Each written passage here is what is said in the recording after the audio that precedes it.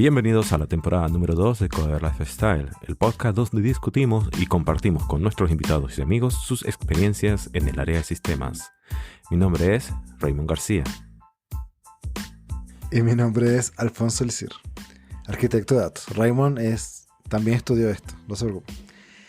En el episodio de hoy hablaremos con Carlos Ramírez, él es científico de datos y nos va a ayudar a darle visibilidad a esta carrera que todo el mundo habla de ella, pero posiblemente todos pensemos cosas que no son.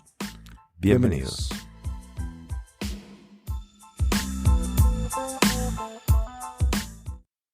Bienvenidos a Coder Lifestyle y hoy vamos a hablar con Carlos Ramírez Peña, que él es un data science y nos va a explicar un poco de su experiencia y sus motivaciones para entrar a la parte de ciencia de datos. Bienvenidos, Carlos. Bienvenido. Hola, Alfonso, Raymond, ¿cómo están? Gracias por estar hoy con nosotros. No, gracias a ustedes por la invitación, ¿verdad? Un placer. Excelente. Cuéntanos un poquito sobre qué te motivó a trabajar en sistemas. Bueno, en verdad, la historia se remonta hace mucho tiempo, a los tiempos inmemoriales, cuando yo era un niño de primaria, en tercer grado, que me gustaban las computadoras. Ok. O sea, tenemos un y no background las computadoras, no tanto desde el software, sino también desde el hardware. Fue cuando armé mi primera PC. Wow. Entonces, mi papá siempre fue un amante de hacer las cosas tú mismo. Entonces, nosotros íbamos a un sitio en Caracas, no me acuerdo en qué parte exactamente, y era pieza por pieza. Obviamente no era la última tarjeta gráfica, no era, de hecho, ni tarjeta gráfica, era todos estos sistemas integrados. Y así empezamos a armar las computadoras, entonces siempre haciendo el mantenimiento. Luego con la familia, yo era el que más sabía de computadoras, en verdad sabía utilizar un poquito Windows. Y una cosa fue llevando a la otra, y después en el colegio con los temas de programación siempre nos enseñaron, hicimos temas en Pascal, hicimos temas en COBOL, un programita que era para dibujar en código que se llamaba Logo Writer, todo eso desde muy chiquito. Entonces como que ya esa afinidad por las computadoras estaba ahí, latente, pero inicialmente quería irme por ingeniería de computación, ingeniería en sistemas, ingeniería informática, pero mis notas en el colegio no fueron muy buenas. Okay. Entonces, al momento de la prueba de admisión, una de las cosas que te toman en cuenta no solo la prueba de admisión como tal, sino también tu promedio del colegio, el cual mío estaba como en 14, 15 puntos, entonces no era como tope de clase. Y terminé entrando a matemáticas. Okay. Al principio odiaba la carrera.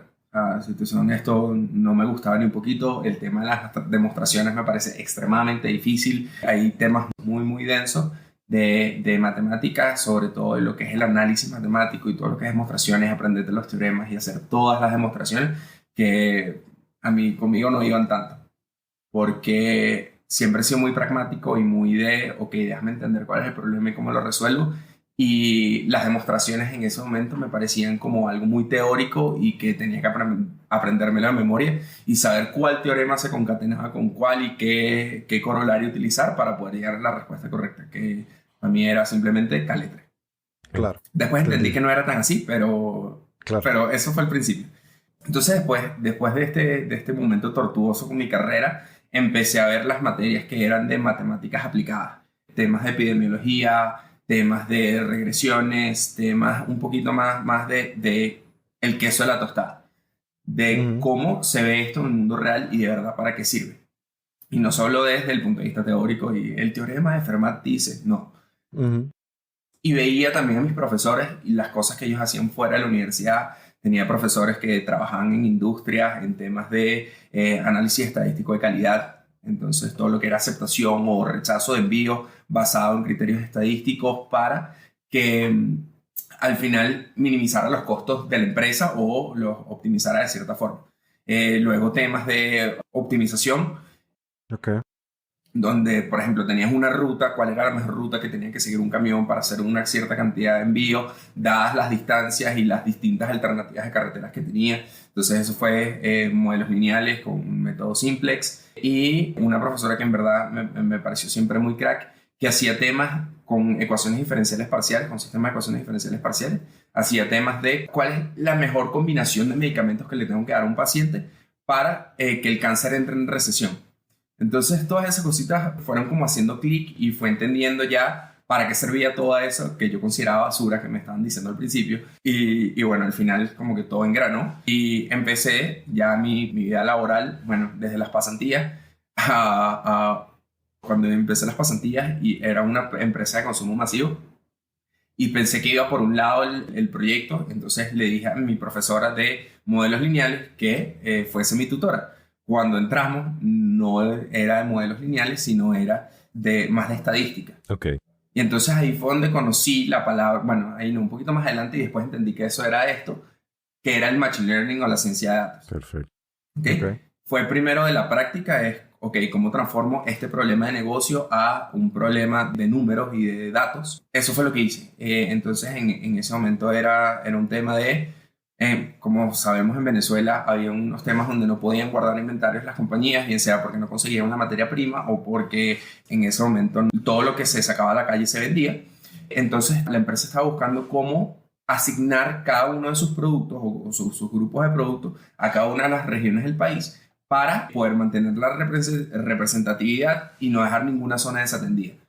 Entonces, por ejemplo, no es que en ese momento tenían un sistema donde la primera orden que llegaba era la primera orden que se servía y eso obviamente genera un problema porque si yo sé que hay problemas de inventario y que no me va a llegar el producto, entonces pongo un pedido 2 y 3 veces y le cambio alguna cosita para asegurar que algo me llegue.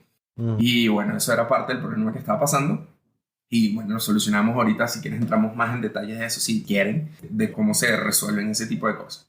Y después de la universidad empecé a trabajar en una consultora, empecé a hacer temas de análisis de sentimiento para mensajes en Twitter, para ver la gestión de un gobierno local en Venezuela. Y eso desencadenó en otra empresa de consultoría donde hice también temas de seguros, de dashboards, de mover datos. Trabajé también en temas de sistemas de transporte. Entonces, como que la experiencia es un poquito variada en distintas industrias y creo que eso es una de las cosas que más me ha gustado de la consultoría. Y cuando hablo de ciencia de datos, es mucho de la parte de aquí están los datos.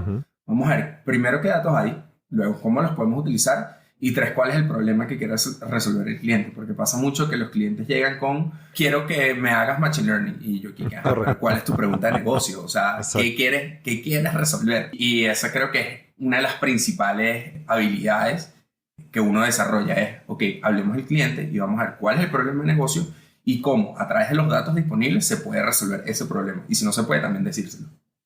Vale, y basado en eso, entonces, no todos los problemas son Machine Learning. No todos los problemas son Machine Learning. De hecho, hay unos problemas que puedes atacar más desde el punto de vista de visualización, más desde el punto de vista de organizar los datos y ver cómo los muestras. Ya cuando quieres hacer Machine Learning implica un poquito de, 1, que los datos estén bien y 2, que quieras tratar de predecir algo en el futuro. Eso es como los paradigmas más grandes. Cuando quieres predecir cosas en el futuro, tú necesitas una variable objetivo. Esa variable objetivo pasa por ejemplo, predecir cuál es la probabilidad de que Alfonso no pague su crédito el mes que viene. Que no pasa. Alfonso es un tipo cumplido, pero ya nada más estamos viendo la probabilidad de que no lo pague. Digamos que la probabilidad es baja. Entonces nosotros armamos nuestra variable objetivo basado en el histórico que tiene Alfonso. Entonces, y por Alfonso digo todos los clientes del banco.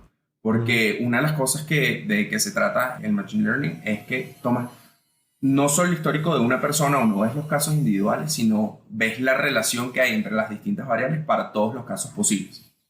Entonces creas esa variable objetivo, en este caso la probabilidad de que si Alfonso paga o no paga su crédito, en este caso sería ceros y unos, y con eso y con todas las otras variables que componen a Alfonso como persona, o sea, su historial crediticio, su puntaje en los juros de crédito, su edad, sexo, todo eso forma parte. Entonces, con todas esas variables, ya decimos, la probabilidad, o en el pasado Alfonso tuvo un 1 o un 0. Entonces, todos los pasados los voy tomando mes a mes. Yo pongo un 1 si pagó, un 0 si no pagó. Y así sucesivamente.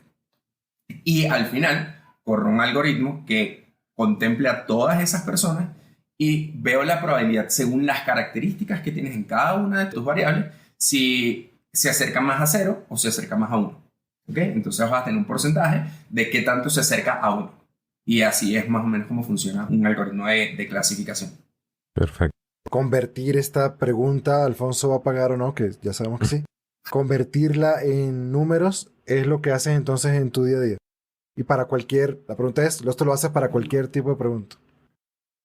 No, de hecho, la primera parte no es tanto crear la variable objetivo, sino acomodar los datos. O sea, es Limpiarlo. investigar, es entrar, limpiar, porque los datos en verdad son un desastre siempre, siempre. O sea, todavía no me he encontrado el primer cliente que diga, sí, tiene una calidad de datos excelente, todo está bien gobernado, tienen todos sus sistemas documentados y uno puede entrar y hacer unos bien sencillos, o que tienen la plataforma tecnológica necesaria para procesar la cantidad de datos que tienen. O sea, porque, por ejemplo, hay un cliente con el que trabajé que tenía alrededor de 300.000 datos de clientes por día, por mes. Entonces, 300.000 datos, y eso estamos hablando que en un periodo de 9 meses es más de 95 millones de registros. Entonces, trabajar con esa cantidad de datos, si no tienes la infraestructura, es difícil. Entonces, la mayor parte de mi tiempo, de mi día a día, se va en, vamos a entender, uno, cuáles son los datos, dos, qué datos puedo utilizar, y tres, cómo los limpio para resolver esa pregunta que tiene el cliente. Vale. En ese sentido, es decir, igualmente voy a decir algo aquí, me puedes corregir si me equivoco. Estamos hablando que ciertamente un científico de datos, en tu parte, se dedica a lo que esto es el acomodo de los datos para tratar de determinar un futuro, para tratar de predecir un futuro, ¿cierto? Responder una pregunta, diría yo. O responder una Sí, pregunta. responder una pregunta, porque no necesariamente, o sea, predecir el futuro es una de las partes. Pero también está, por ejemplo, si te vas a otro lado también de la ciencia de datos, que es el procesamiento de imágenes. Entonces, por ejemplo, saber qué texto está escrito, todos los temas de OCR, es un algoritmo diciendo qué tanto se parece la letra que está viendo en la imagen a una letra que conozco. El mundo del machine learning es amplio y tiene distintos. Entonces, me quedaría más con responder una pregunta. Perfecto. Entonces, es como acomodar los datos de tal manera que yo pueda responder una pregunta para darte una solución, por decirlo de esa manera. Una pregunta. Entonces, cuando hablamos de acomodar datos, pensamos, digamos, antes todo era ETL y todo lo hacía el consultor BI. Ahora hablamos del data engineer, ¿verdad? Pero sé que hay muchos, y conozco muchos data science, que igual que tú, que son, vamos a decirlo, full stack, ¿sabes? Porque no en todos lados vas a tener un equipo de data engineers, entonces tienes que hacer todo, ¿no? Pero para setear las expectativas de la audiencia, ¿qué hace este data engineer y qué hace este data? Ok, sí, como tú lo dices, el rol, en verdad las líneas son muy delgadas y no sé dónde está el límite de uno y otro. El data engineer se encarga más de la conexión a los sistemas, de ver dónde están los datos, de cómo llevar esos datos desde la zona cruda a una zona de staging para poder entregar un resultado o un conjunto de datos que sea funcional. ¿Okay? Por ejemplo, este caso que te comentaba ahorita, el data engineer se encarga de tomar lo que son los datos desde las fuentes originales, procesarlos, hacerle una limpieza, procesamiento y hasta cierto punto una agregación para que pueda ser consumido por el data scientist. También cómo estandarizarlo, ¿no? Sí, estandarizar todo, total. Y el data scientist, ya como ese rol o ese pedacito, ese rol macro, se encarga de aplicar algoritmos a través de técnicas estadísticas. Una de las cosas importantes de los científicos de datos es el conocimiento estadístico que tienen, porque permiten que no se cometan errores al momento de tomar los conceptos de un algoritmo. Por ejemplo, si tú tienes dos variables que están altamente correlacionadas, hacer una regresión con esas dos variables no te aporta más información, de hecho te puede introducir ruido al modelo, y lo que haces es un análisis de correlación primero para poder descartar alguna de las dos. ¿Cuál descartas? Dependiendo del sentido de negocio que tenga cada una. Pero ese es más el trabajo, es, ok, ya que tengo los datos listos, ¿cómo respondo yo a la pregunta? Entonces, ¿cuál es el algoritmo que necesito? ¿Cuál es la estrategia que necesito? ¿Y cómo lo llevo a esa usabilidad final? ¿Ok? Eso que sea consumible por el negocio. Porque muchas veces pasa en los proyectos de ciencia de datos que se queda en el punto de, ok, vamos a hacer un ejercicio. Y hacer un ejercicio es, ok, te entregué un resultado, analicé esos resultados y hasta ahí quedó.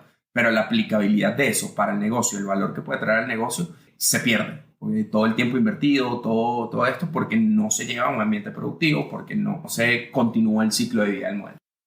Claro, la respuesta en sí no va a solucionar el problema de negocio. Exacto. La respuesta tiene que impactar los procesos de negocio para... Exactamente, porque tú puedes saber, ok, qué porcentaje de personas no pagan el crédito, volviendo al ejemplo anterior.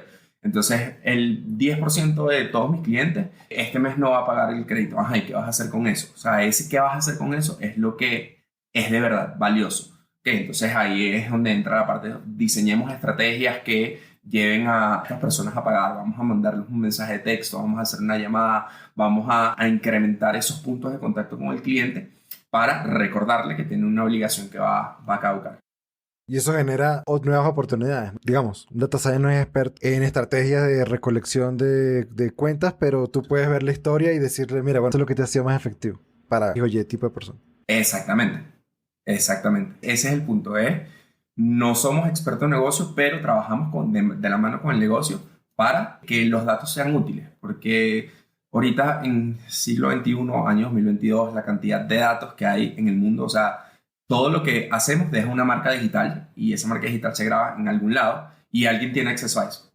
Pero la cantidad de datos que en verdad se están usando es muy poquita. O sea, que las empresas que de verdad le sacan provecho a esos datos. Entonces, ese es como el punto importante, es cómo yo voy de la mano con el negocio para poder traer valor. O sea, al final, todo se trata de traer valor, que sea valor monetario, valor a optimización de algún proceso, satisfacción a las personas, o sea, también es muy importante. O sea, cómo me relaciono yo con mi cliente y cómo creo yo ese loyalty, esa lealtad a la marca a través de las estrategias que estoy implementando.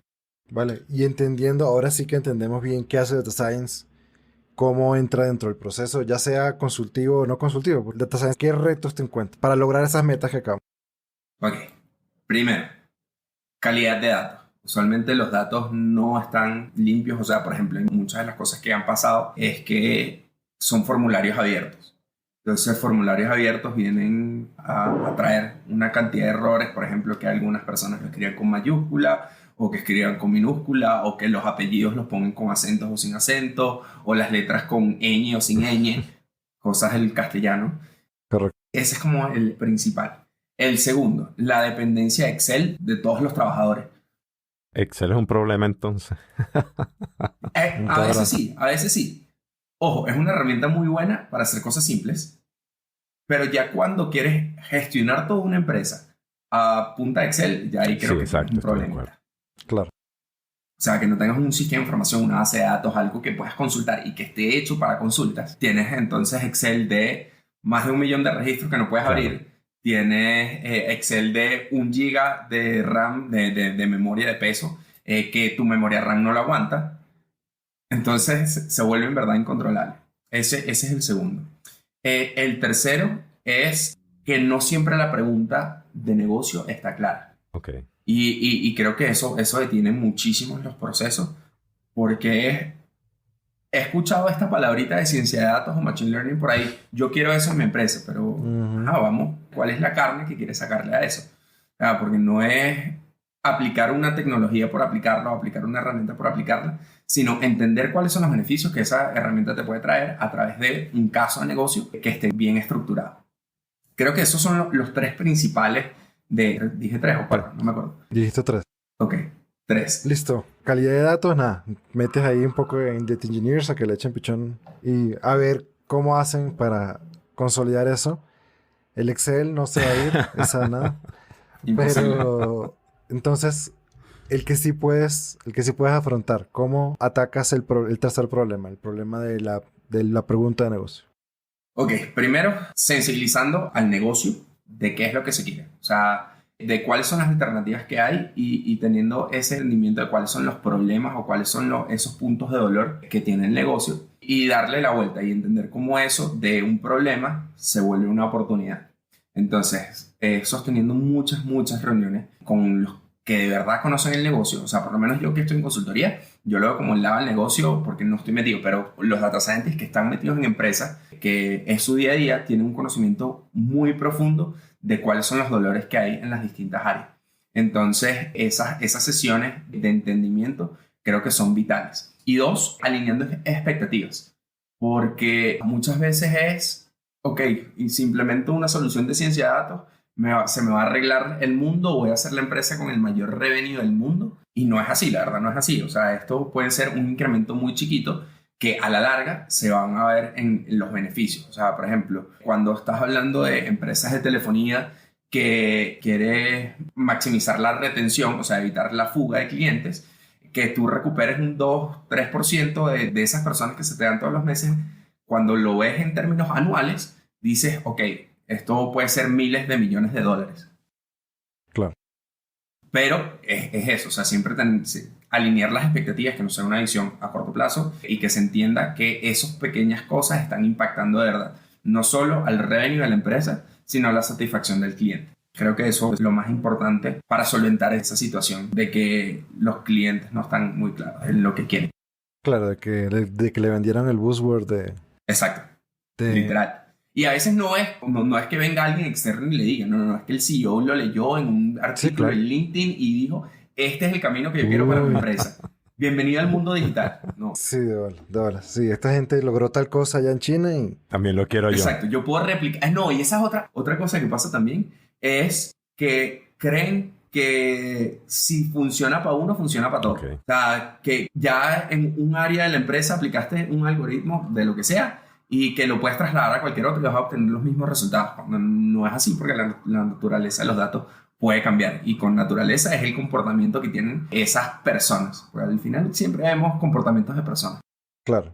Son datos, pero al final son gente. Estamos hablando que es necesario de repente más educación, porque veo que hay como una especie de desinformación. Es que esto me gusta y quiero aplicarlo a la empresa, pero, ¿sabes? Me traigo a cualquier persona para tratar de aplicarlo, pero de repente no estoy claro en lo que realmente quiero, y por esa razón no están alineadas mis expectativas como dueño de negocio que quiere aplicar Machine Learning a la empresa. Entonces es algo importante también educar a las personas con respecto a si realmente eso puede aplicar, o mejor dicho, a las empresas para ver realmente Totalmente. si se puede aplicar es que o no. Las cosas han avanzado tan rápido y en las distintas regiones del mundo hay distintos niveles de madurez en cuanto a esos temas. Entonces, si tú ves que en Europa o en Estados Unidos o en China están aplicando algo, tú dices, esto para allá va el mundo. Entonces yo quiero eso, pero la madurez en la que están las empresas en muchas partes del mundo todavía no está a ese nivel. Entonces sí, es algo que está pasando, es algo que está evolucionando y evoluciona muy rápido, y cada vez escuchas un algoritmo distinto, una forma, un caso de éxito distinto, y todos los días hay una noticia, bueno, una no, como 1 millón de noticias distintas de cosas nuevas que se han aplicado, de papers que han salido, y la creencia de esto es para mí en este momento la tiene todo el mundo. O sea, todo el mundo quiere lo mejor, lo más bonito, lo más nuevo, lo que sea, la punta de lanza. Pero no siempre, o sea, para eso tengo que lograr primero llegar a un nivel de madurez que me permita implementar todas esas cosas. Entonces, ahí pasamos y hablamos de los fundamentos. Estamos hablando de establecer un gobierno de datos, establecer cuáles son mis casos de valor, cuáles las políticas de la empresa en términos de seguridad de la información, de todo esto de resguardo de los datos, para poder llegar a un punto donde digo, ok, sí, ahorita sí estoy preparado para hacerlo. Entonces, es parte de esa información y es parte de inmadurez. Claro, o sea, es un journey al final, ¿no? O sea, no es que, como tú dices, no es que puse esto, hice este modelo y todo se acomodó. Es un journey con sus diferentes etapas y sobre todo, como tú dices, que hay que tener una buena base. Y esa buena base es un journey en sí mismo. Entonces, claro, es el journey. Claro, pero entonces ahí tienes otro problema, que es yo quiero valor ya. Y eso siempre es algo que los clientes dicen, ok, yo necesito un caso de valor, yo tengo que demostrar que esto funciona en mi empresa para poder buscar mis presupuestos internos que van a apoyar a esa idea, que también se vuelve un problema en sí. Por supuesto. Entonces tú llegas y le dices, ok, pero necesitamos que hagas esto. No, pero eso requiere mucha plata, mucho tiempo, mucho dinero, porque también no solo es plata, sino también es tiempo. O sea, ¿cuánto te puede demorar un proyecto de gobierno de datos? O sea, pueden ser 2 años, 3 años y todavía no has terminado. Y tú dices, ok, este caso de uso que tú quieres para demostrar valor te lo va a dar en 3 años. Es como, no, dame algo ya. No, y entonces ahí es donde digo que se quedan las cosas en ejercicio. Claro. Ok, vamos a ver si esto funciona. Y nunca se implementa como una solución o como una herramienta para el negocio. Claro. Te doy una disyuntiva. Quiero hablar de 2 cosas. Una, primero me voy a echar para atrás. Porque tú nos has hablado de Machine Learning con una visión bastante del mundo real, ¿no? Y de negocio y cómo atendemos a empresas en ese contexto. Pero para los neófitos, ¿Machine Learning es robots? O sea, sí, ese brazo mecánico que arma el carro, ¿es Machine Learning? Depende, podría hacerlo. Ok. Podría hacerlo, o sea, todo depende de dónde se parta. Ok. Si tienes un robot que tú dices, que tú le das una instrucción, ármame un carro, y el robot sabe cómo se han armado carros en el pasado, él podría armar el carro. Eso sería por el lado de Machine Learning. Otra de robots también es, ok, tomas los planos y esta es tu set de instrucciones y tienes todo tu programa de cuáles son los pasos uno a uno de lo que tienes que hacer. Entonces hay robots de los dos tipos. Por ejemplo, robot como los asistentes virtuales. Chatbot. Eso es un robot que utiliza, en caso de, por ejemplo, Siri o Google Assistant, que utilizan reconocimiento de voz. Ya ahí esa parte de reconocimiento de voz es una de las partes de Machine Learning. Luego hacen la búsqueda y no solo eso, sino que también hacen limpieza de sintaxis para darte una solución lo más acercada a lo que él cree que escuchó, basado en lo que otras personas han preguntado. Entonces, todo eso entra y eso es un ejemplo claro de un robot, porque si vemos así, es un robot que está utilizando Machine Learning para solucionarte algo. ¿Y cuál era la pregunta, la segunda? Segunda. No, pero estuvo buena. Se fue de Me gustó esa respuesta. No, Sí, la otra estuvo era buena. también con vaina de negocios. Era menos interesante que la que hice, entonces no importa. Menos mal que te quedaste con eso. Exacto, no que me quedé con eso primero. Digamos que, bueno, no, sí ahora hay dos otras cosas más. Digamos, tú eres matemático, te graduaste de matemático, licenciado en matemática. Matemáticas aplicadas. Ahora entonces, mi pregunta es, ¿qué tengo que estudiar para ser científico de datos? ¿Qué tengo que estudiar? O sea, ¿tengo que ser matemático? Yo conozco muchos matemáticos, pero, por ejemplo, ahorita hay mucha gente que se mete por Coursera y hace su estudio y complementa ahí. Cuéntanos, ¿cuál es el path recomendado, verdad? Background. ¿Y qué opinas de esa parte? Ok, el recomendado, o como lo que dice todo el mundo, es que hayas estudiado economía, matemática o sistema, informática o algo relacionado con datos, donde veas algo de estadística o bastante de estadística y tengas también una base de programación. Esos son como las tres cosas. Las tres cosas. Alguna de estas carreras, o es lo que piden la mayoría de las empresas. Luego, que tengas buenos fundamentos en estadística. Y tercero, que sepas programar. En estas carreras, la base de todo, bueno, en economía no tanto, pero si lo ven, es la programación. Ok. Y tener ese conocimiento de sistemas es lo que permite enfrentarte al mundo de resolver un problema. Porque al final eso es lo que estamos haciendo, es resolver un problema. Buscando, entendiendo, leyendo, siempre tienen sus partes por el lado. Que en la práctica, en verdad, ¿qué pasa? Que uno aprende, o por lo menos hasta cuando yo me gradué, no habían, por lo menos en Venezuela, ninguna carrera que te enseñara y que te dijera, esto es ciencia de datos. O sea, yo salí de mi carrera sin saber que el Machine Learning existía y ya aplicaba algunas cosas. En ese momento no pasaba tanto. Y no fue hace mucho, en verdad no fue hace mucho. Ahorita ya hay carreras que están como más especializadas a eso, que también podría ser un buen punto de partida, pero creo que principalmente parte de la experiencia y la curiosidad de entrar en algún cursito. Hay bastantes recursos en internet, por ejemplo, está Kaggle, que es un sitio que hacen competencias de quién tiene el algoritmo que mejor se acerca a la respuesta y entonces dan premios. He visto premios hasta $100,000, entonces hay como un incentivo por ahí bueno. Hay mucha gente que participa y en verdad las diferencias en precisión de cada uno entre el modelo ganador y el segundo lugar es de micromilésimas, o sea, es algo indescriptible. Sí, algo como de orden 10 a la menos 12, o sea, es muy chiquita la diferencia. Está eso por un lado, donde ahí también, o sea, en verdad yo siempre, a Kaggle siempre le hago publicidad gratis, pues me encanta, porque es una comunidad muy grande y hay tutoriales y todo lo que hay artículos escritos de cómo resolver tipos de problemas, obviamente para empezar, no cuando te enfrentas a un problema ya de negocio grande, sino para entender cuáles son los conceptos detrás de todos los algoritmos. Eso y también los MOOCs, los cursos online, son otra fuente grandísima de conocimiento de eso. Y todo va como que viene de curiosidad, de entender, de buscar, de leer, porque hay mucha información y qué tanta profundidad quieras, depende de qué tanto te quieras esforzar. Pero hay cursos de todo, desde cursos muy básicos hasta cursos que son doctorados de cualquier universidad. Y por último, también asociado a esta curiosidad, en verdad todo está motivado por la curiosidad, entrar en los foros, entrar en sitios como Stack Overflow con tu pregunta porque ya siempre alguien se ha enfrentado a lo que tú estás haciendo, por lo menos en estos niveles, que no somos Correcto. los pioneros y no somos los que estamos estudiando y desarrollando desde cero, sino estamos aplicando los conocimientos que ya mucha gente ha pasado por ahí, que ya tiene muchos más años que nosotros, y todos los códigos existen en Stack Overflow. Yo digo que existen todos los códigos que te puedes imaginar y todas las respuestas a todos los problemas. Sí, es una buena fuente de información. Yo lo utilizo a diario. Aunque hay que saber filtrarla, porque también hay mucha basura. Total. Sí, exacto. No es que simplemente está allí, hay que saber cómo. Y ya me acordé de otro punto. Pero no, va en buen orden. Ahora listo. Me gradué de Data Science. ¿Qué haces en el día a día? Sé que lo hemos conversado, ¿verdad? Pero, o sea, si tú le quisieras describir a alguien, ¿qué es lo que haces todos los días? ¿Cómo se lo escribirías? Jugar y aprender. Jugar y aprender. Sí, todos los días.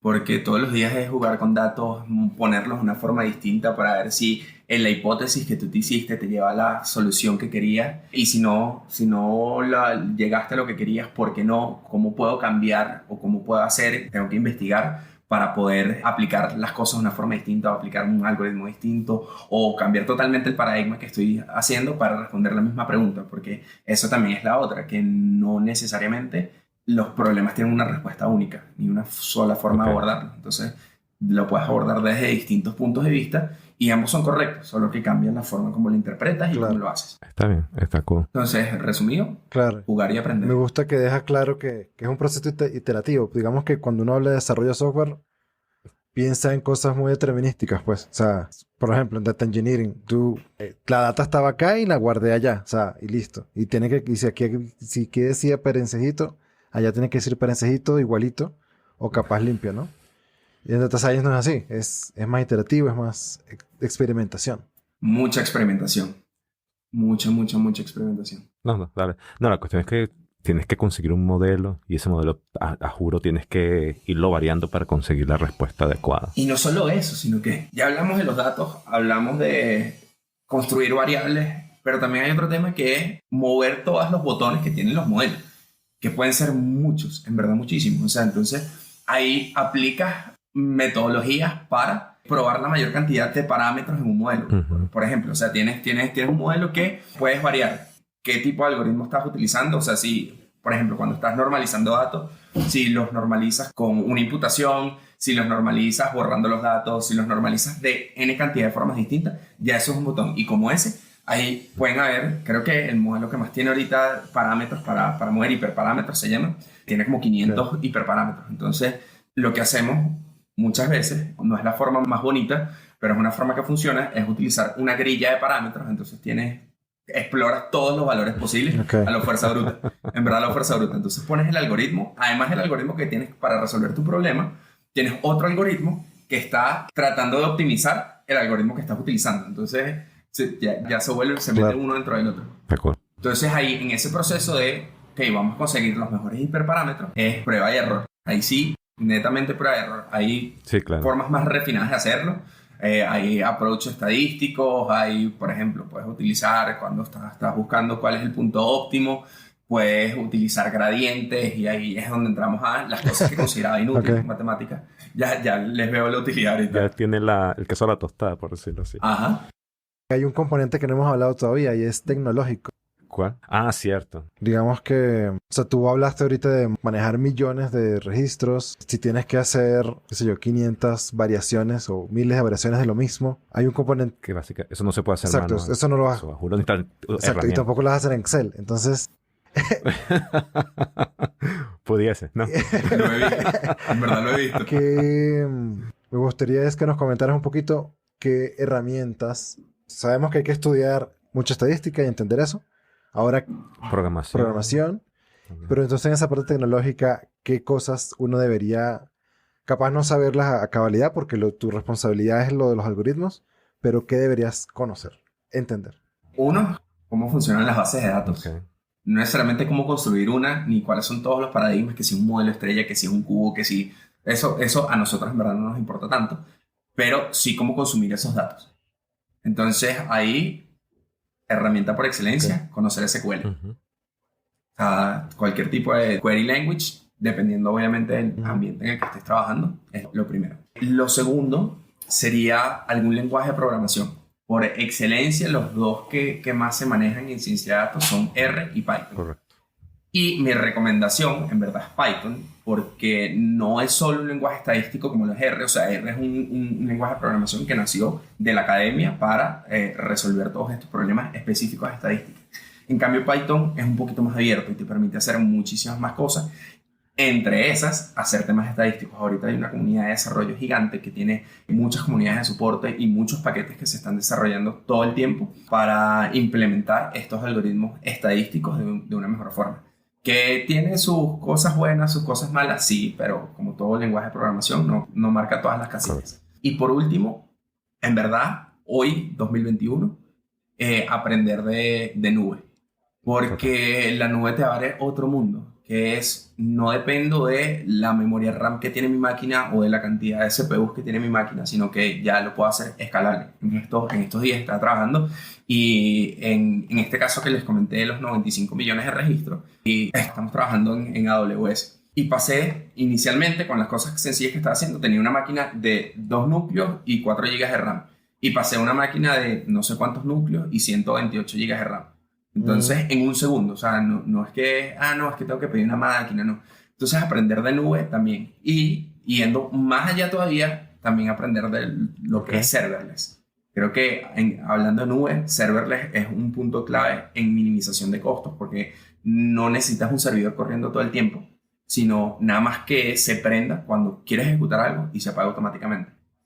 Que no pasaba antes, que siempre era, ok, una instancia en la nube y esa instancia la tengo prendida 24/7 o en el mejor de los casos, exacto, horario de oficina. Me voy, bueno, chao, ya no. Exacto. En cambio, serverless, pues, en verdad es un mundo aparte. Tengo como un añito metiéndole más a cosas de nube y serverless y el cambio y la forma en cómo hacen las cosas es mucho más ágil y mucho más económica al momento de presentar una solución completa. Bueno, esta pregunta, ya hemos hablado de lo que es un Data Science, lo hemos hablado de una manera bastante técnica, por decirlo así. Ahora me gustaría preguntarte, ¿cómo tú le explicarías el rol de Data Science de la manera más sencilla a un niño? Ponte un niño, una niña de 6, 7 años. ¿Cómo pudieses agarrar todo ese concepto y colocarlo de una manera sencilla? Difícil, en verdad muy difícil. Creo que la forma más sencilla de explicarlo sería que un científico de datos busca patrones vamos a llamarlo patrones, para entender qué va a pasar en el futuro. Entonces le podría decir que soy como un adivinador. Ok, está bien. Un adivinador informado. Está buena esa, está buena. Está buena. Está cool. Como la bolita de cristal. Como la bola 8. Alfonso va a pagar su crédito. Ajá, exacto. Exacto. Al final, en verdad, mucha gente lo ve así como una cajita negra que me da resultados bonitos. O feos, porque también pueden ser resultados muy feos. Algunas personas han utilizado el ejemplo de los Legos para tratar de... Entonces, de repente puedo tener un bojote de Legos desordenados y yo voy a tratar de adivinar cómo esos Legos se van a formar en el futuro. Sí, en verdad sí. O no solo cómo se van a formar en el futuro, sino con los Legos que tengo, ¿cuál es la mejor figura que puedo hacer? Excelente. Basado en un historial de figuras gigantes que tengo. Entonces puede ser un dinosaurio, puede ser un carrito, puede ser, en verdad, ¿sabes? Dependiendo de lo que haya hecho la gente en el pasado. Porque eso es una de las cosas importantes de la ciencia de datos. Que no es que yo me invento y me saco las cosas así, sino que depende de lo que las personas hayan hecho en el pasado. ¿Ok? Tengo que tener datos e historia para poder saber qué cosas pueden pasar en el futuro. Una de las cosas en las empresas que siempre pasa es el criterio experto. El criterio experto me dice tal cosa, pero ese criterio experto está basado en tu experiencia como única persona con una visión sesgada, porque ninguno en verdad tiene una visión 100% sesgada de algo, sino ya cuando dices mi experiencia, ya ahí todo se jodió. Entonces aquí no te basas sobre tu experiencia, sino en verdad qué es lo que está pasando y qué es lo que ha pasado. Y creo que eso es una de las cosas bonitas, que tienes que tomar en cuenta la historia. No es lo que a mí me provocó, sino lo que la historia me dice. Una de las frases que utilizamos mucho es, voy a dejar que los datos hablen. Okay. Y con eso dejar que los datos hablen es, ok, vamos a ver qué patrones hay ahí para poder saber qué cosas puedo hacer en el futuro. Vale, pero justo metiste un tema que quería preguntarte y, digamos, siéntete libre de no... Lo adiviné. de no responderlo. Sabes que ahorita se está hablando mucho de temático y que algunos modelos lo perpetúan. Entonces tienes que hacer un chequeo de tu modelo para evitar que haya esos racial bias o cualquier tipo de bias que no... Esos sesgos. Si a la gente, qué sé yo, si a la gente de color no le daban créditos, nada, la historia, o sea, si el modelo se entrena con esa historia, le van a seguir negando créditos a la gente de color. Entonces, ¿cómo abordas eso? Sí, eso es un tema. De hecho, es toda una rama de estudio que es el tema de la ética detrás del Machine Learning. Y precisamente eso que tú dices. Entonces, una de las cosas que puedes hacer, por ejemplo, volviendo al caso de los bancos, es eliminar esas variables, ese tipo de variables demográficas. Por ejemplo, sexo, por ejemplo, edad, por ejemplo, zona donde vive, nacionalidad, todas esas cosas las puedes quitar para tratar de insesgar el modelo. ¿Okay? Que ya no dependa de si eres blanco o negro, si eres viejo o joven, o si eres nacional o extranjero, sino que sea ya una cosa más para todos. Eres una persona y te estoy viendo como persona. Y eso en verdad es un tema de estudio de cómo hacer las cosas más éticas y evitar ese tipo de sesgos. Es interesante porque me recordó a un video que vi hace tiempo en YouTube. En los países de Europa del Norte implementaron un sistema de estos de identificación facial, precisamente por esos mismos sesgos. Entonces, primero había una protestante allí y segundo es que los policías en ese entonces, cada vez que venía una persona de color o tenía ciertos rasgos, ellos tenían que salir a pedirle identificación. Mira, lo detenían, pero era precisamente porque el sistema, como fue entrenado por las personas que también lo entrenaron, tenía esos sesgos. Entonces, personas de color o personas de ciertos rasgos, entonces las personas tenían que salir, pedir la cédula, hacerlo pasar un mal momento precisamente por ese tipo de situación. Entonces está interesante ese tema. Sí, es muy común y pasa, en verdad pasa a todos lados y a veces sin darnos cuenta.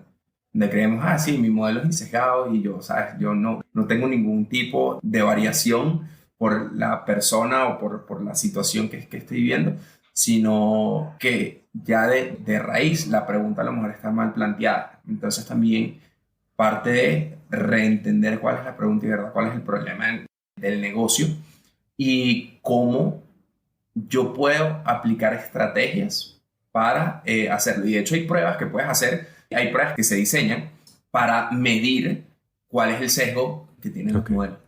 Entonces es eso mismo. O sea, por ejemplo, el tema de créditos en los bancos, tú siempre tienes que poder explicar por qué le estás aprobando o negando un crédito. ¿Okay? Eso en general en el mundo, en los bancos, es una cosa de los que se han cuidado. O sea, es el por qué.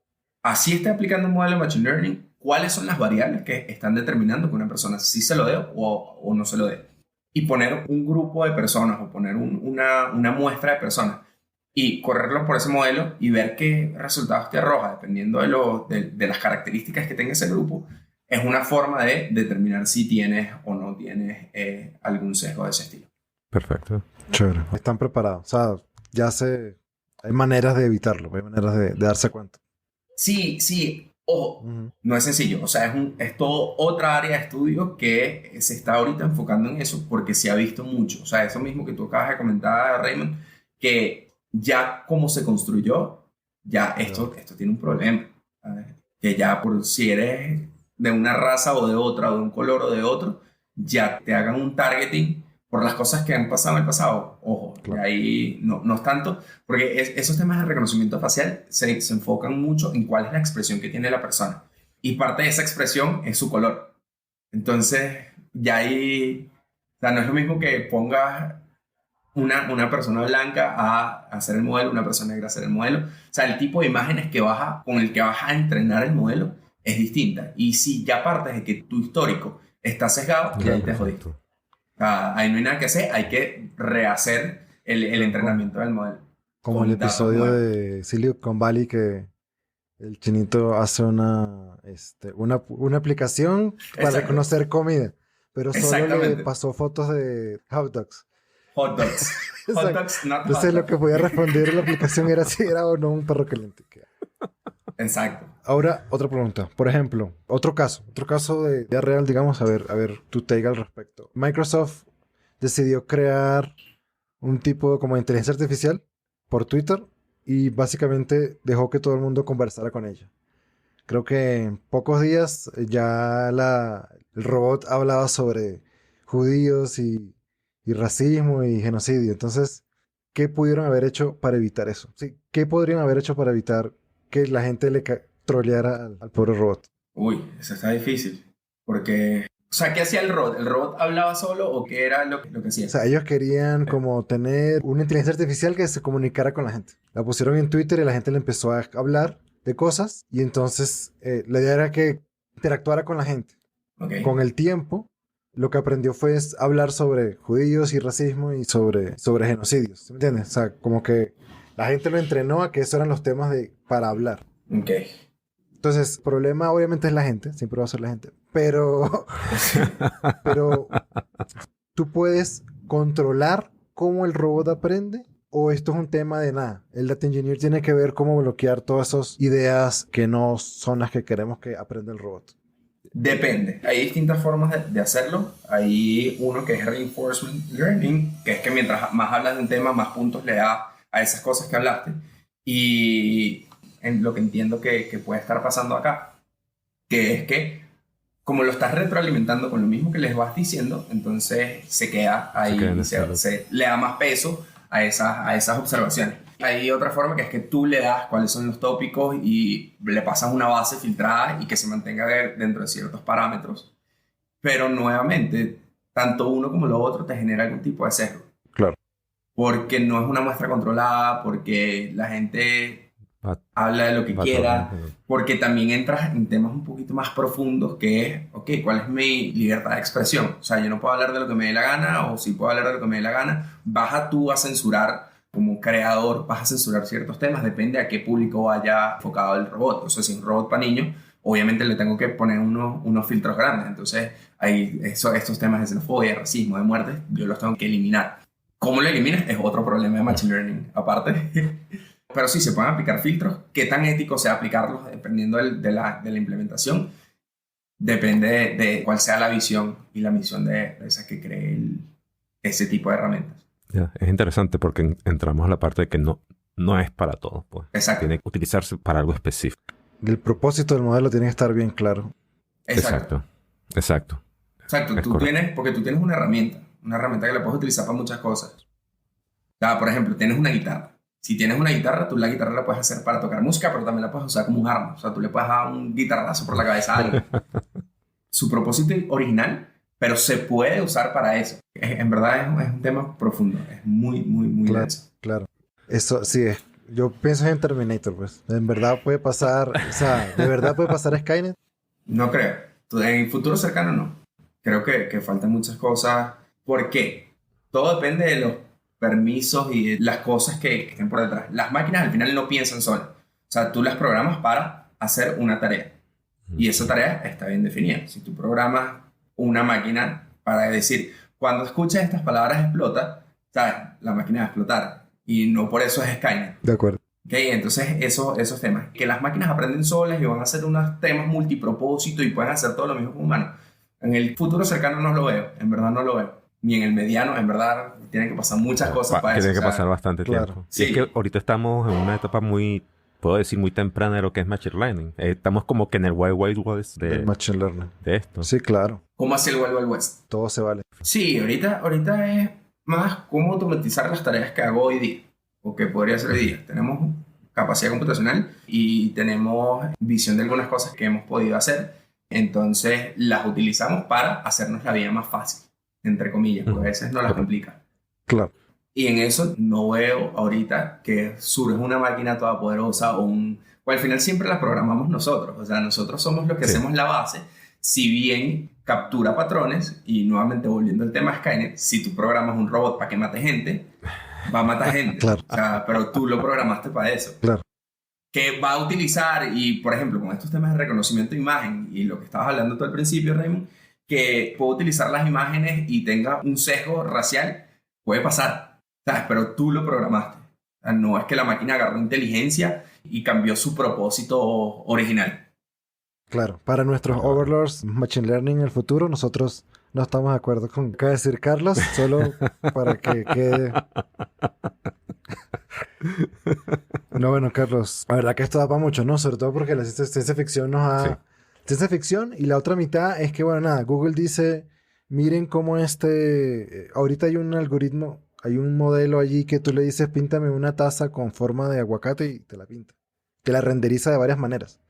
Entonces tú ves eso, dices, wow, o sea, hoy sí hay avances, pero tranquilos que no es Skynet todavía. ¿No? Y nuevamente, perdón, Overlords del futuro. ¿No se acuerdan era en 12 monos, que ellos sabían lo que pasaba, o sea, porque en el futuro escuchaban todas las grabaciones que se hacían en el presente, ¿sí? Okay. Entonces, esa es la referencia a 12 monos, que por lo visto solo yo lo conozco. Sí. Yo creo que la vi una vez, no pasa nada. Muy bien la película. Sí, no, así que no pasa nada. No, nada. Carlos, muchísimas gracias. Muchísimas gracias, realmente. Por regalarnos este espacio, ayudarnos a darle visibilidad. O sea, porque el podcast es de desarrollo de software bueno, esa era una pregunta. ¿Tú te consideras un desarrollador de software? De software, no un desarrollador, sí. Ok. ¿Por qué haces la diferencia? ¿Por qué hago la diferencia? Mi experiencia, corta experiencia, el desarrollo de software va más encaminado a cómo interactúan las personas con los sistemas. En este caso, va más a cómo el sistema aprende o da resultados basados en la misma información que el sistema guarda. ¿Okay? Entonces, no hay ese punto de interacción tan directo. Okay. Bueno, yo te puedo decir, yo, por ejemplo, programo interacción de sistema contra sistema, porque soy más un desarrollador backend, aunque ahorita nos pusieron el label o etiqueta de data engineers, pero básicamente es eso. Entonces, a lo que te puedo decir es que, bueno, de alguna manera estás sí, claro. Estás desarrollando algo, pero no estás interactuando directamente con personas, estás interactuando directamente con sistemas. Yo creo que por lo menos el enfoque que he estado viendo estos últimos 2 años, aunque estamos acostumbrados, por lo menos, Data Engineer lo hacíamos con Pentaho, con ETLs y tal, cajitas y qué sé yo, pero ahorita el enfoque para crecer esta área de datos y de analítica, tenemos que adoptar todas esas prácticas del desarrollo de software tradicional. Repositorios, validación de código estático, pruebas unitarias. Entonces, yo sí considero que somos desarrolladores de software. De un software especializado que es solo para ciertos tareas, pero desarrollador de software en fin, ¿no? Entonces, nada, no dejes que nadie te diga que no eres desarrollador de software. Te la compro. Y nada, muchas gracias porque todo el mundo habla de data science. Creo que no todos están claros. Y esto nos ayuda a darle visibilidad y a responder nuestras preguntas tontas. Muchas gracias. No, gracias a ustedes, muchachos.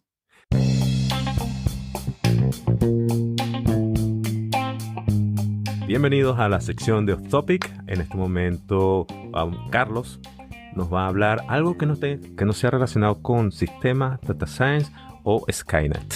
Sí, bueno, hace 1 año y medio empecé o probé algo que no había hecho nunca, siempre me había llamado la atención, pero no he hecho nunca. Y fue que hice una primera inversión de buceo. Oh. Entonces estaba con mi novia y nos fuimos a San Andrés y dijimos, vamos a ver qué es esto. Y nos metimos, hicimos la primera inversión y fue como, oye, este mundo nos gusta muchísimo. Entonces, gracias a las oportunidades de la vida, el año pasado tuvimos la oportunidad de viajar a Honduras y hicimos muchos cursos más de buceo. Y ese mundo submarino, que es la mayor parte del planeta, es demasiado desconocido, en verdad es demasiado desconocido. Y hay muchas cosas bonitas que puedes ver bajo el agua. O sea, desde morenas, tiburones, peces, pulpos. En verdad hay una gran cantidad de animales y estos son como los más grandes, como los más vistosos. Pero también tienes una cantidad de vida microscópica. Bueno, microscópica no, porque si no, no la vería cuando estoy buceando. Baja ahí con un microscopio. Sí. Sino diminuta, vamos a llamarla diminuta. O sea, por ejemplo, hay unos camaroncitos que son una cosita así chiquita, que no son los camarones que nos sirven en la comida, sino cumplen otra función. No sé si es que en verdad no sé. Okay. No conozco el nombre, ojo. Okay. Me dijeron, estos son camarones. Y yo, que ves y cómo se comporta el ecosistema y que funcione. Ojo, los peces han estado aquí más tiempo que nosotros.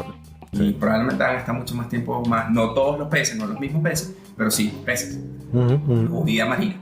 Entonces, ver ese tipo de cosas y tener ese tiempo de desconectarte del mundo, porque es un momento de desconexión y dentro de todo de meditación, porque tú tienes que estar en el momento donde estás, porque si la cagas te mueres, básicamente sí. O sea, si haces cosas malas, tienes riesgo de morir, y no por ataques de tiburones ni nada, sino por algún error tuyo. Los ataques de tiburones son unas cosas minúsculas en verdad en temas de buceo. Y es controlar también la respiración, porque tú quieres estar bajo el agua el mayor tiempo posible. Entonces eso implica que utilizar de forma eficiente tus movimientos para minimizar tu consumo de oxígeno, que eso es básicamente meditación. Entras en un estado de, ok, estoy aquí, estoy flotando, literal, es como si estuvieses volando, estoy flotando y lo que me importa nada más es ver todo lo que pueda ver. O sea, es disfrutar en el momento donde estoy y lo que estoy haciendo. Y bueno, eso en verdad ha sido una parte importante ya en este año, desde que hicimos la inversión en San Andrés hasta los cursos de Honduras. Ya también buceamos en Santa Marta, buceamos en Cartagena y ya tenemos como 25, 26 inversiones en un año. Wow. Viviendo en Bogotá. O sea, que una vaina que tú dices miércoles, pero sí, ha sido interesante. Chévere, chévere. A mí lo que siempre me ha preocupado es eso que tú dices, pues que un error, o sea, si te desconcentras, no ves bien el flujo de oxígeno, pues te puedes ya... No, hay formas de mitigarlo, ojo, o sea, sí hay fallas que pueden pasar en el sistema, sí, pero tienes que ser muy metódico. Tienes que, por ejemplo, cuando estás armando tu equipo, deberías idealmente armarlo tú mismo. Hay muchas operadoras de buceo que te hacen todo y te lanzan al agua y tú dices, ya va, pero yo no chequeé esto y yo tengo que chequear esto. Porque si ellos lo hicieron mal, igual es responsabilidad mía, porque yo soy el que se lo está poniendo. Entonces, hacer esas cosas bien, todos los chequeos de seguridad, chequear que todos los equipos estén funcionando en superficie y monitorear todas las cosas que están pasando bajo el agua. O sea, tú tienes un medidor de aire y tú puedes ir viendo, ok, me queda tanto aire, y vas chequeando si hay algo que no está funcionando bien. O sea, si tú ves, de repente estaba full aire y de repente tengo la mitad, tú dices, ok, ya va, algo está pasando aquí, vamos a chequear. Si no consigo cuál es la falla, ese nivel de aire sigue bajando de esa manera, para arriba, o sea, no hay de otra.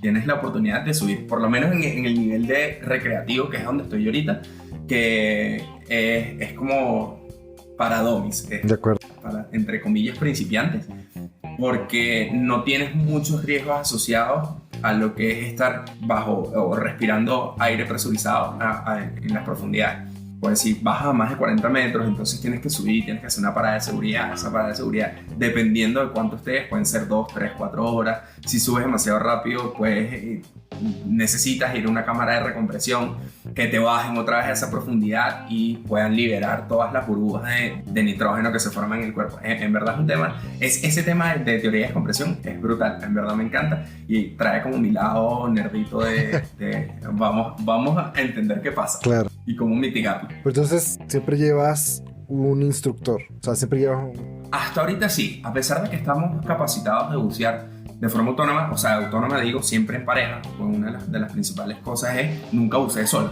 porque si tu equipo falla, todavía tienes el equipo de tu compañero, entonces algo pueden hacer para salir de esa situación. Pero como no tengo mis propios equipos, y 2, no vivo en un sitio donde no me tengan que montar en una lancha para poder ir a bucear, no hemos hecho nunca buceo nosotros 2 solos. De acuerdo. Entonces siempre vamos con hay un nivel que es el que está justo arriba donde estamos ahorita, que se llama Dive Master, que es la primera etapa de buceo comercial, o sea, de las personas que trabajan como guías de buceo, que siempre está con nosotros, sea un Dive Master, un instructor o algo de esa rama de buzos comerciales. De acuerdo. Bueno, buzos comerciales es otra cosa, pero de buzo, sí, que es de personas que trabajan en el buceo. Un profesional del buceo. Exacto, un profesional del buceo, esa es la palabra. Porque buceo comercial es ya las personas que hacen, por ejemplo, soldaduras bajo el agua y cosas, los que pasan todas las fibras ópticas gracias por debajo del agua y ese tipo de cosas. Tú habías comentado que es como un buceo para dummies. Eso significa, o la pregunta que se me viene a la mente es que el límite máximo que puedes bajar es hasta los 30, porque entiendo que 40 hacia abajo ya es como que un poco más peligroso. Sí, dependiendo de las certificaciones. Hay varios niveles de certificaciones. Hay distintas agencias que lo hacen. Yo soy certificado con PADI, que es una de las más grandes del mundo. O sea, en todos lados va a haber algo que diga PADI, donde hay sitios de buceo. La primera certificación, que es la de aguas abiertas, con esa puedes bajar hasta 18 metros. Okay. La siguiente, que es la avanzado, esa te permite bajar hasta 30 metros. Y luego, una vez haces la avanzado, tienes una especialidad, que es la especialidad de buceo profundo, y esa te permite bajar hasta 40 metros. Si ya quieres bajar a más de 40 metros, hay otra área que se llama buceo técnico, que es que les digo que ya sí se meten de lleno con lo que es teoría de descompresión, cómo estar o qué pasos tengo que hacer yo para poder ir a mayor profundidad de forma segura, porque una de las cosas que pasa es que bajo esas presiones, el aire, que está compuesto de nitrógeno, oxígeno y no me acuerdo otro, y argón y otros temitas, ya se vuelve venenoso. ¿Okay? Entonces, una de las cosas que tienes que hacer, uno es chequear qué concentraciones de aire y oxígeno estás utilizando. Ahí entras a otro tema que se llama Trimix, que es una mezcla de 3 gases que tú utilizas para minimizar esos efectos narcóticos del aire. Pero ya son temas que en verdad desconozco totalmente y no quiero que nadie aquí me tome como, sí, mira, el buceo es sencillo, es fácil y esto, solo necesitas saber esto. Claro. No, por favor, vayan, certifíquense y buceen.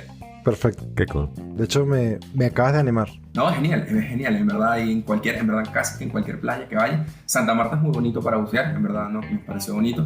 San Andrés es espectacular, no hemos ido a Providencia todavía. En Honduras estuvimos en las islas de la Bahía, en Utila y Roatán, que también, o sea, es un paraíso de buceo. El buceo en el Caribe, en general, es sencillo porque no tienes muchas corrientes, tienes unos arrecifes de coral gigantes que te dan una visibilidad muy, muy, muy bonita. Y hay obviamente buceo en aguas heladas, hay buceos en el Ártico, o sea, los bichos cavan un hueco en el hielo y se meten en ese hueco y a bucear. Es una vaina loca. Pero depende, obviamente, hay otros equipamientos que tienes que utilizar. O sea, utilizas en vez en Honduras, no, yo buceaba sin traje de buceo. O sea, yo tenía una camisa y el short y ya. Y obviamente mis equipos de buceo.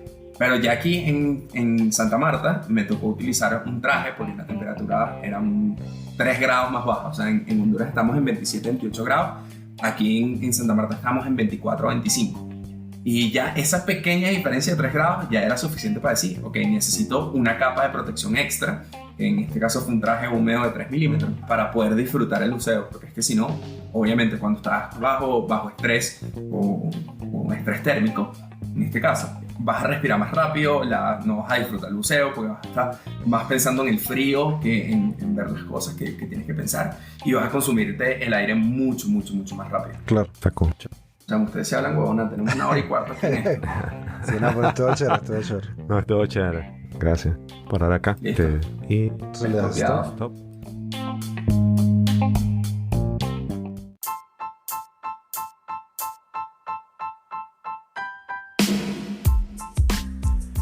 Eso es todo por hoy. Los invitamos a enviarnos sus preguntas, comentarios o recomendaciones al correo contacto@coderlifestyle.net. También los invitamos a suscribirse y comentar por Instagram y por Twitter. Los links los encontrarán en la descripción o por nuestro Linktree, coder_lifestyle. Si les gustó, dejar un review y compartirlo es una manera de apoyarnos. Compártelo con personas interesadas en tecnología y con personas que estén interesadas en la ciencia de datos, en todo eso, machine learning, todo el que escuchas hablando de eso, recomiendo este podcast. Y Skynet. Y Skynet, obviamente. Gracias, señores Overlords. Estamos de acuerdo con ustedes. Queremos agradecerles por todos sus comentarios y esto nos ayuda a crecer y mejorar el programa. Muchas gracias por escucharnos. Nos vemos en el próximo episodio y que tengan una excelente semana. Y vean 12 monos para que entiendan el chiste de hace rato. Bye. Bye.